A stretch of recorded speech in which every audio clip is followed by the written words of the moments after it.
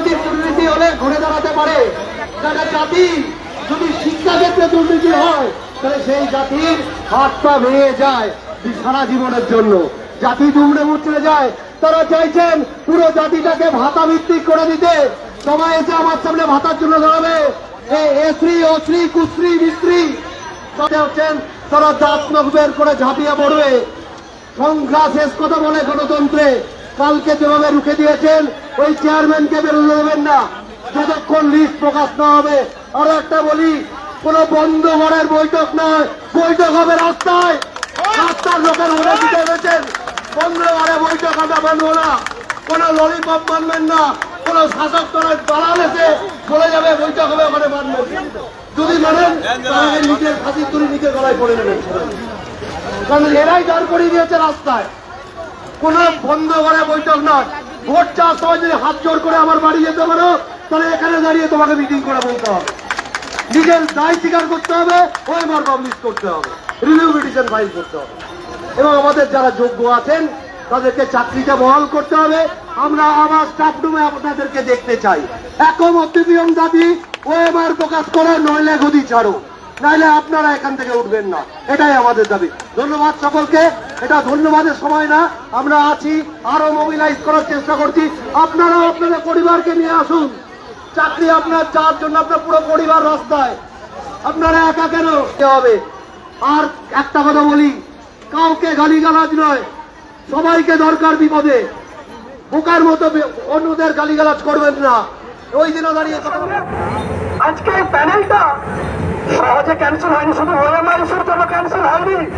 আপনারা যদি জেনে থাকবেন 17 দফার সমস্যার কথা বলেছিল হাইকোর্ট।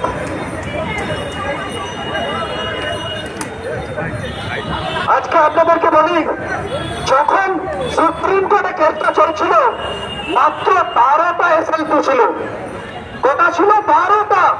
তাতে কিন্তু এই তথাকথিত যাদেরকে যোগ্য হিসাবে সমাজে তুলে ধরা হচ্ছে তারা কিন্তু ছিল না এই কেসে, কারণ তারা থাকবেই কেন, তাদের নামে কোনো সমস্যা নেই। কিন্তু ডিভিশন বেঞ্চ কি করলো? সবাইকে একদম এক জায়গায় নিয়ে চলে এলো ছাতার তলায়। কেন? কি উদ্দেশ্য ছিল? কেন আনলো? সেটা কি আপনারা কখনো বুঝে দেখেছেন?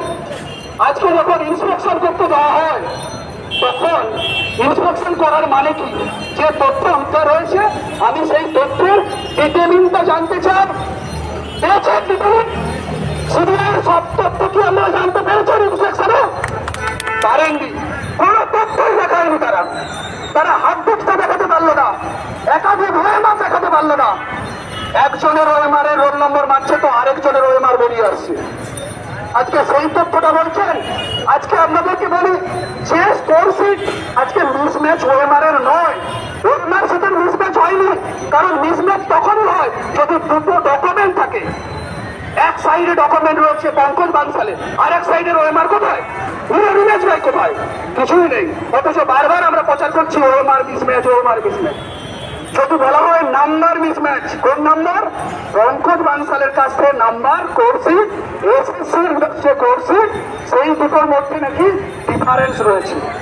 আপনারা জানেন পঙ্কজ বানসালের এই কোর্সিটটার মধ্যে কত অমিল আছে? সাদা খাতা বলছেন পঙ্কজ বানসালের কোর্সিটেই তার নাম্বার রয়েছে। পঙ্কজ বানসালের নাম্বার জেনে অথেন্টিক